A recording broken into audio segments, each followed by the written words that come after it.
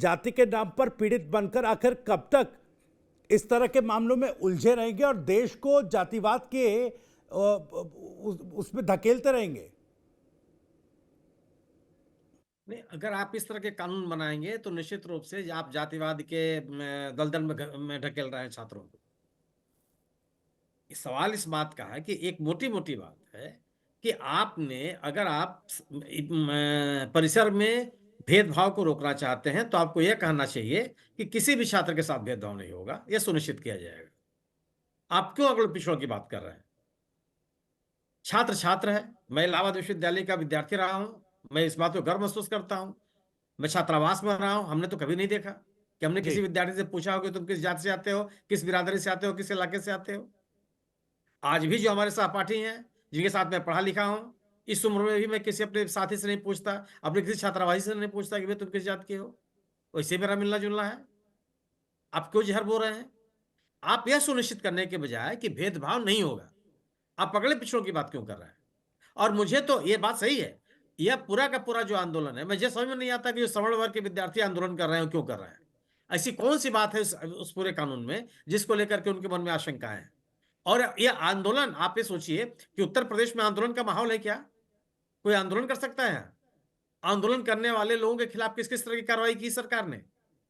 आज चारों तरफ आंदोलन चल रहा है, जुलूस निकल रहे हैं, धरना दिया जा रहा है, कैंपस में हंगामा मच जा रहा है, कहीं किसी को ध्यान नहीं दिखाई पड़ रहा है। क्यों नहीं मानेंगे आप कि ये जो सत्तारूढ़ दल है, उसके संरक्षण में आंदोलन चलाया जा रहा है? जो एक तरह का संदेश देना चाहती है पिछड़ों में, अपनी तरफ आकर्षित करने का प्रयास कर रही है वो। ये विषय इस तरह आपने कर दिया, आप बेसिक चीज़ कि छात्रों के बीच में ये संदेश जाना चाहिए। आप शिक्षा मंत्री ये बयान देते हैं, किसी के साथ भेदभाव नहीं होगा। अरे! यह बात आप विद्यार्थियों को क्यों नहीं समझा पा रहे हैं? जो कैंपस में इस तरह की घटनाएँ हो रही हैं, जिसका आप वीडियो क्लिप भी दिखा रहे हैं, क्यों हो जा रही हैं ये? और जो लोग उस घटनाक्रम में शामिल थे, उनके खिलाफ आपने कौन-सी कार्रवाई की? आप तो ब लगातार कहते रहे हैं, सरकार कहती रही है, हम और आप कहते रहे हैं कि आंदोलनों में हिंसा का कोई स्थान नहीं है। राजनीतिक आंदोलन के तरीके से होने चाहिए। मारपीट होगी, कोई किसी को लाठी चलाएगा, किसी के ऊपर डंडा चलाएगा। सवाल है कि प्रदर्शन करने का, अपनी बात करने का अधिकार सबको है। अगर इस कानून के विरोध करने वालों का भी का अधिकार है, तो समर्थन करने वालों का भी अधिकार है और एक कंसेंसस बनना चाहिए। लोग लो यह सर्वोच्च न्यायालय तक जाने की नौबत ही ना आवे।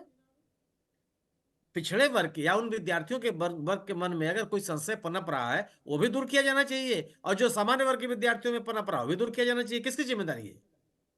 सवाल है कि अगर ये सरकार और आप सोचिए कि जो एक एक म जो म रोहित वेमुला की घटना कब हुई? कानून कब लेकर के आ रहे हैं आप? सर्वोच्च न्यायालय का निर्देश कब था? मतलब हर चीज़ आप राजनीतिक लिहाज से करेंगे। ये कहीं से भी आपको लगता है कि शिक्षण संस्थानों में भेदभाव को दूर करने के लिए के प्रति आप बहुत सतर्क हैं। रोहित वेमुला की जब की घटना घटी थी, दुर्भाग्यपूर्ण घटना घटी थी, सरकार ने क्या एक्शन लिया था? कहा था क्या? स्वीकार किया था कि वो घटना कैसी है? और ये कहा था कि वो दलित में पिछड़े वर्ग के विद्यार्थी के साथ या दलित वर्ग के विद्यार्थी के साथ इस तरह घटना हुई। साफ-साफ मुकर गए आप। जो लोग इस घटनाक्रम में शामिल थे, उसके खिलाफ कौन-सी आपने कार्रवाई की?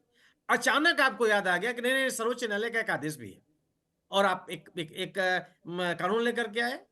इस एक्ट को लाने के पहले जो स्टेक होल्डर्स हैं, उनके साथ कौन-सी बातचीत हुई? किससे आपने बातचीत किया? किन लोगों ने विमर्श पैदा किया? किन लोगों ने विद्यार्थियों के साथ संपर्क करने की कोशिश की, जिनके साथ बैठ कर के आप कोई कानून बनाते कि विश्वविद्यालयों में इस तरह का या महाविद्यालयों में या शिक्षण संस्थान में कोई भेदभाव नहीं होगा? किस स्तर पे नहीं किया जाएगा? बनाया आपने? आप अचानक एक कानून लेके चले आते हैं और आप कहते हैं कि साहब हमने तो इन लोगों से सुझाव माँगा था, उनसे सुझाव माँगा था। ये केवल माने एक प्रक्रिया अपना लेने मात्र से होती है। आपको अब दिखना चाहिए, एक विमर्श दिखना चाहिए और आप इस तरह के निर्णयों की पूरे देश भर में किस तरह का प्रतिकार हुआ था, ये आप देख चुके हैं। छात्रों ने आत्महत्या कर ली, लंबे समय तक शिक्षण संस्थान बंद रहे। उसके बाद भी आप इस तरह का निर्णय लेते हैं। सवाल कोई भी व्यक्ति समाज का कोई भी जागरूक व्यक्ति, जिम्मेदार व्यक्ति, किसी भी विद्यार्थी के साथ भेदभाव को स्वीकार नहीं करता, ना समर्थन कर सकता। फिर अगर आप विद्यार्थी है और आने वाले दिनों का देश का भविष्य है, आने वाले दिनों का मानव संसाधन है, तो आप उसमें भेदभाव क्यों करना चाहते हैं? किसी के मन में भी किसी तरह की आशंका क्यों पैदा करना चाहते हैं?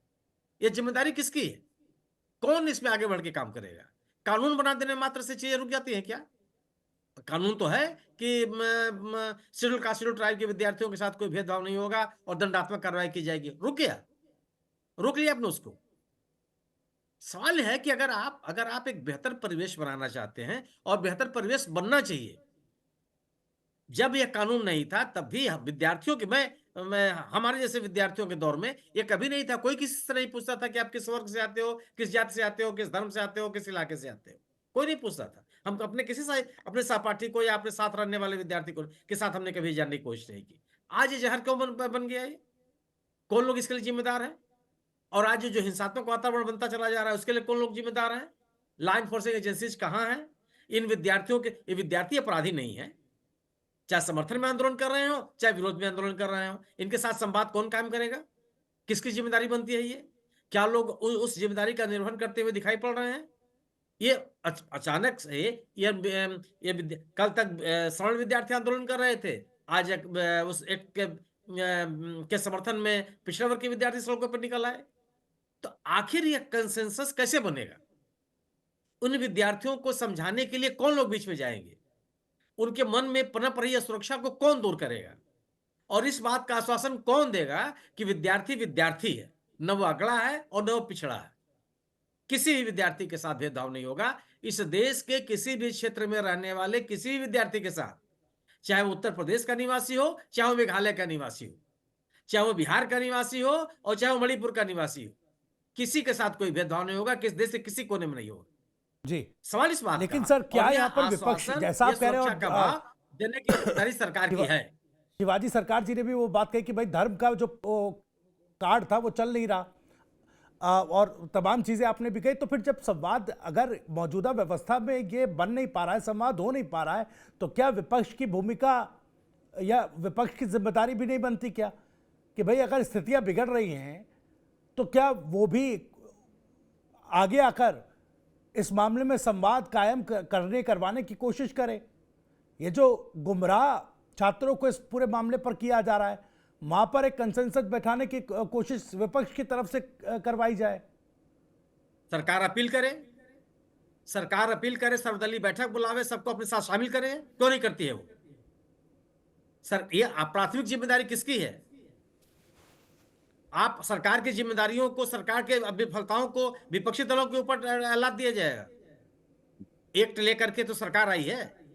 सरकार अगर अपने मंसूबे में विफल है तो वह सभी स्टेक होल्डर्स को बुला के बात करे, आगे बढ़ के बात करे। इसका समाधान आप न्यायालय से निकालेंगे। न्यायालय में जाने की नौबत क्यों आ गई? जब विरोध प्रदर्शन या किसी तरह की स्थितियां पैदा हुई तो केंद्रीय शिक्षा मंत्री केवल बयान देंगे। उन्होंने कोई पहल की कि नहीं, सर्वदलीय बैठक होनी चाहिए और यह एक्ट लागू करने के पहले कोई पहल की गई? जिनके बीच में आप ये कानून ला रहे थे उनसे भी कोई संवाद आपने कायम किया? आपने जो आपने गलती की थी किसान कानून बनाने में, कृषि कानून बनाने में, अपने मन से आपने घोषणा कर दी कि साहब इससे किसानों को बहुत फायदा होगा। 3 कृषि कानून लेकर चले आए और किसान सड़क पे आ गया। आप जिनके लिए कानून ला रहे हो उससे संवाद भी नहीं करेंगे, एक तरफा निर्णय ले लेंगे आप। और उसके बाद कहा जाएगा साहब एक सरकार तो अगर मान लीजिए कुछ नहीं कर रही तो विपक्ष क्यों नहीं करता? विपक्ष का काम जो है वो अपनी जिम्मेदारी का निर्वाह कर रहा है। वो सरकार के फैसलों का, सरकार की नीतियों की आलोचना कर रहा है, जो उसकी राजनीतिक जिम्मेदारी है। सरकार को घेर रहा है वो। और सरकार अगर चाहती है तो सबको बुलावे, उसमें कोई नहीं आता है, स्वाभाविक सी बात है कि उसकी आलोचना होनी चाहिए कि समाज में सद्भाव बना रहे, समाज में किसी तरह की कटुता पैदा ना हो, वैमनस्य पैदा ना हो। इसकी आप एक तरफ मियाँ मियाँ करते रहेंगे, उसके बाद कहेंगे कि नहीं साहब भेदभाव खत्म करने की जिम्मेदारी विपक्ष ही है। किस तरह की राजनीति कर रहे हैं आप? हर चीज आपको वोट और दलीय हित के हिसाब से तय करेंगे और भले परिसर में प्रदर्शन होते रहे, हिंसक घटनाएं होती रहे। यह सरकार की जिम्मेदारी नहीं है। सरकार अपनी जिम्मेदारियों से भाग रही है। जी ठीक है सर। रुद्र प्रताप जी, मैं आपके पास आ रहा हूं लास्ट कमेंट, क्योंकि समय भी पूरा हो रहा है कि भाई ये पिन ड्रॉप साइलेंट क्यों है? ठीक है, सत्ता की जिम्मेदारी को लेकर सुनील जी कह रहे थे, लेकिन सत्ता पक्ष की तरफ भी और विपक्ष की तरफ भी, दोनों तरफ तो साइलेंस है। देखिए भविष्य जी, हर राजनीतिक दल एक ही जैसा है। सबको अपने राजनीतिक फायदे नुकसान की बात दिखाई दे रही है। न देश की बात हो रही है, न समाज की बात हो रही है, न किसी व्यक्ति की बात हो रही है। सिर्फ और सिर्फ बात हो रही है क्योंकि अब इस पूरे मामले में आपने देखा होगा कि हर राजनीतिक दल के पास उसका सवर्ण वोटर भी है जी। अगर हम उत्तर प्रदेश के परिवेश में कहें तो अब तक समाजवादी पार्टी ब्राह्मण राजनीति पे बहुत केंद्रित थी, अब वो कैसे उसका विरोध कर सकती है। और अगर दलित राजनीति की तरफ चली जाएगी तो वोट खिसक जाता, इधर आ जाती तो इधर खिसक जाता। तो हर राजनीतिक दल एक ही जैसे हैं, केवल उनका काम है कि वो अपने वोट बैंक को किस तरीके से साध सकते हैं। नहीं तो इस पूरे मामले में आपने देखा होगा कि न उधर से कोई सपोर्ट में बोल रहा है, न इधर से कोई सपोर्ट में, सब लोगों ने सन्नाटा लिया है। तो जो मुद्दे देश के हैं उस पर आप नहीं बोल रहे हैं। आप देख लीजिए संसद की क्या तस्वीर हो रही है, वहां नहीं भेदभाव हो रहा है, एक दूसरे को गद्दार और क्या क्या बोला जा रहा है। तो वहां जब इस तरह की हालात हैं और आप सुधार करना चाह रहे हैं शिक्षण संस्थाओं में, वहां पर चुप्पी है। तो मेरा एक सीधा सा कहना है कि आप हर प्रयोग करिए, लेकिन कम से कम जो देश का भविष्य है, जहां से शिक्षण संस्थाएं चलती है, जहां से हम निर्धारित करते हैं कि देश किस दिशा में जाएगा, उसमें आप राजनीतिक प्रयोग कम से कम न करें। बाकी तो राजनीति करने के लिए 24/7 इस देश में राजनीति चली रही है और वो कभी खत्म होने वाली नहीं। तो सिर्फ इसको छोड़ दिया जाए, बाकी आप करते रहिए। चलिए, बहुत बहुत शुक्रिया अनिल जी, बहुत बहुत शुक्रिया आपका। सुनील जी, आपका भी बहुत बहुत शुक्रिया। शिवाजी सरकार और रुद्र प्रताप सिंह जी, आपका भी बहुत बहुत शुक्रिया इस चर्चा में शामिल होने के लिए। तो सवाल कई हैं कि आखिर सरकार और विपक्ष इस पूरे मामले पर अब आखिर चुप्पी साधे क्यों बैठा है, और क्यों छात्र जो इस देश के भविष्य हैं, यूनिवर्सिटीज़ को जातिवाद की भट्टी में क्यों झोंका जा रहा है। इन्हीं सवालों के साथ इस चर्चा में इतना ही। नमस्कार।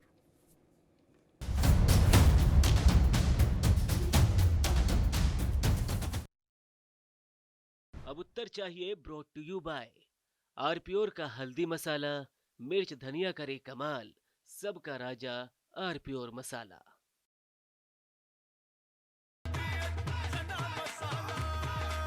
अब छोलिया हो या लोबिया, सफेद चने या काले चने, सब कुछ मजेदार बने।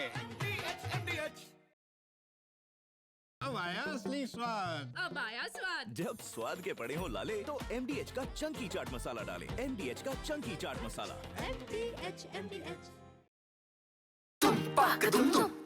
अरे श्रीमती जी, कुछ तो सस्ता लो, बचत करो। नहीं श्रीमान जी, सब बढ़िया लो, रहने दीजिए। इसमें क्या खास बात है? थोड़े में ज्यादा स्वाद, यही तो है इसकी खास बात। वाओ मामा, क्या स्वाद है। अरे मेरे राजा, सबका राजा आरप्योर मसाला।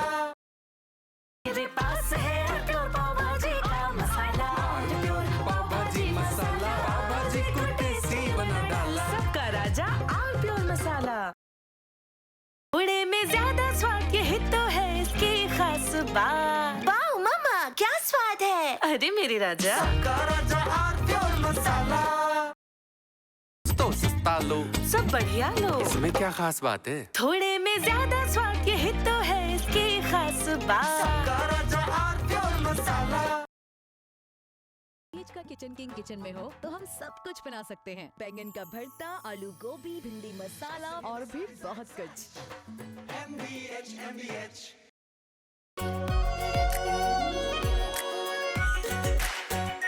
आरप्योर शाही paneer masala, delicious, healthy everyday. मेरे पास है आरप्योर पाव भाजी का मसाला। आरप्योर पाव भाजी मसाला, पाव भाजी को टेस्टी बना डाला। सबका राजा आरप्योर मसाला। दादी के हाथों का जादू और खुशबू से महकता घर, माँ की मुस्कुराहट और खाने की सुगंध। MDH गरम मसाला, क्योंकि हर रिश्ता है स्वाद से जुड़ा।